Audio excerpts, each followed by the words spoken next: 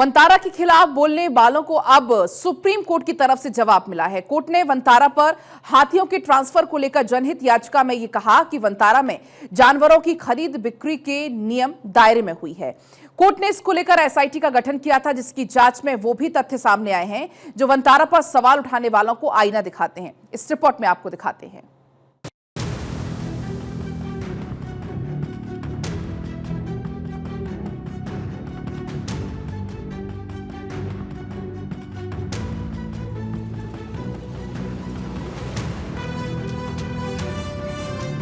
जिस वंतारा को जंगली जानवरों का सेकंड होम कहा जाता है, जिसका लक्ष्य है जानवरों का बचाव, देखभाल, रेस्क्यू केयर और रिहैबिलिटेशन, और जिसे जंगल का तारा दुनिया कहती है, उसी वंतारा को लेकर जब सवाल उठे तो एसआईटी जांच भी हुई और इसी एसआईटी रिपोर्ट में वो फैक्ट्स एंड फिगर्स सामने आए जिस पर देश की सबसे बड़ी अदालत ने भी दो टूक शब्दों में कहा है कि वंतारा में किसी तरह की गड़बड़ी नहीं पाई गई है।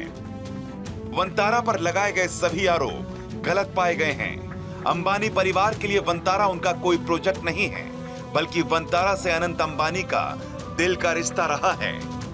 अंबानी परिवार का नाम जुड़ने से वंतारा सुर्खियों में तो रहा है, साथ ही ये टारगेट पर भी रहा है।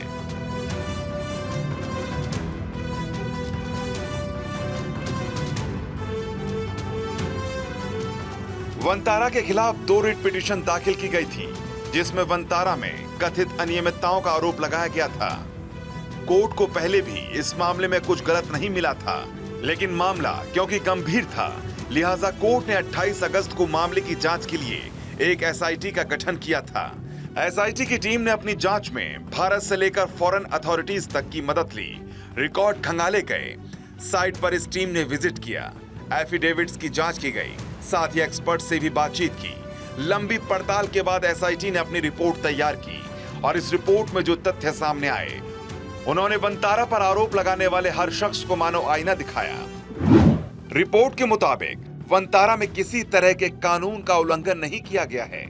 वाइल्ड लाइफ प्रोटेक्शन एक्ट 1972, जो रूल्स, सीजेडे की गाइडलाइंस समेत फेमा, पीएमएलए समेत किसी भी कानून की अनदेखी वंतारा में नहीं की गई थी। वंतारा में सभी अधिग्रहण और इंपोर्ट पूरे दस्तावेजों और परमिशन के साथ हुए थे। इतना ही नहीं, इस रिपोर्ट में यहाँ तक कहा गया है कि वंतारा में जिस तरह से जंगली जानवरों की देखभाल होती है, वो एक बेंचमार्क है। कोर्ट ने यह भी पाया कि वंतारा को लेकर इस तरह के बेबुनियाद आरोप पहले भी लगाए गए थे। ऐसे में सुप्रीम कोर्ट ने सख्त होते हुए इस बात को भी कहा है, ऐसी अटकलबाजियों वाली याचिकाओं को जारी रखना प्रक्रिया का दुरुपयोग है।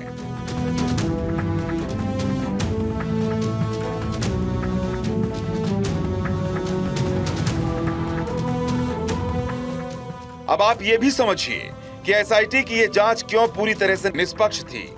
वजह थी 4 सदस्यीय एसआईटी का नेतृत्व पूर्व जज जस्टिस जे चेलमेश्वर ने किया था और टीम में जस्टिस राघवेंद्र चौहान, पूर्व मुंबई पुलिस कमिश्नर हेमंत नागराले और कस्टम अधिकारी अनिश गुप्ता शामिल थे।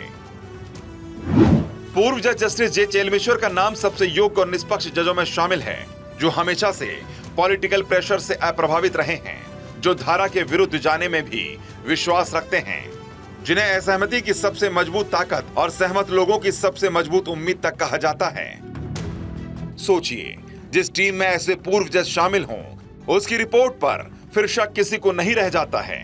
और यही वजह है कि सुप्रीम कोर्ट ने एसआईटी के फाइंडिंग को मंजूर किया और केस को बंद कर दिया। Bureau report, Bharat 24।